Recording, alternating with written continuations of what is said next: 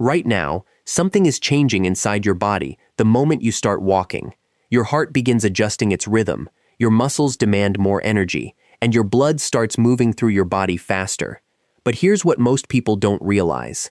A 10-minute walk and a 30-minute walk may look almost identical from the outside, yet your body can respond very differently as the minutes pass.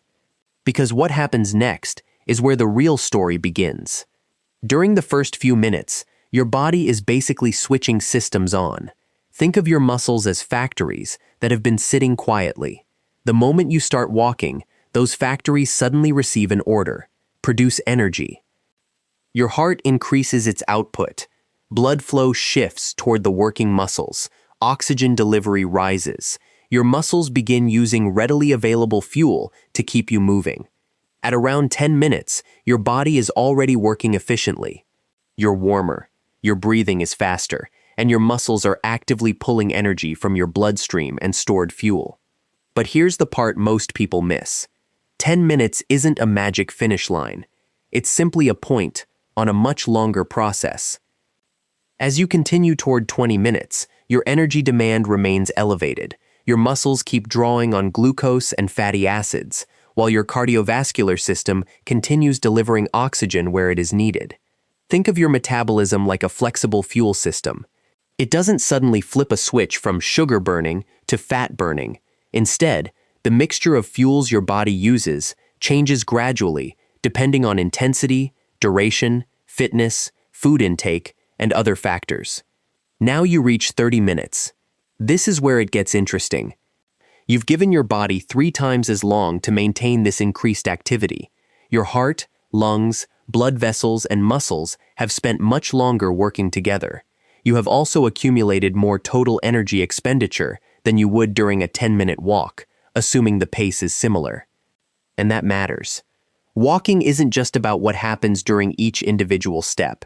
Repeated activity sends signals to your body that can encourage better cardiovascular fitness, improved glucose handling, and greater efficiency over time.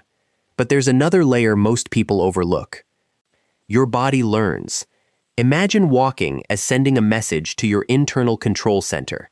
We need to handle movement better. Repeat that message regularly, and your body can gradually become more efficient at delivering oxygen, managing fuel, and handling physical activity. This is why a single 30-minute walk isn't the whole story. The bigger transformation comes from consistency.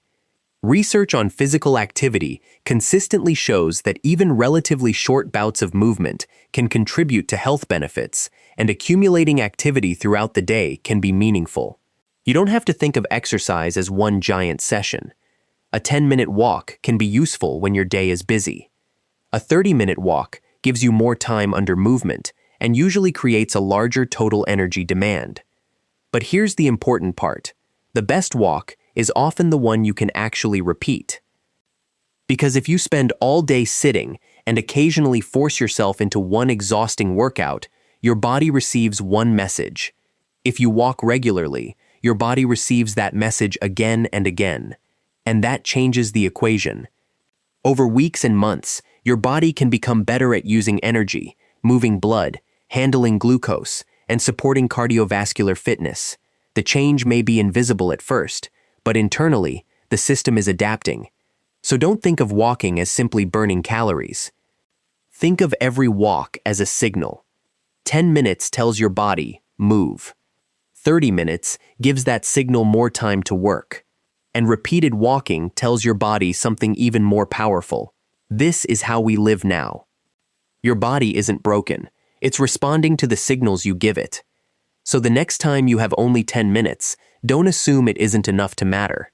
Start walking. And if you have 30 minutes, keep going. Because sometimes, the biggest difference isn't between 10 minutes and 30 minutes. It's between walking once and walking consistently. What surprised you most about what happens inside your body during those extra 20 minutes? Let me know in the comments.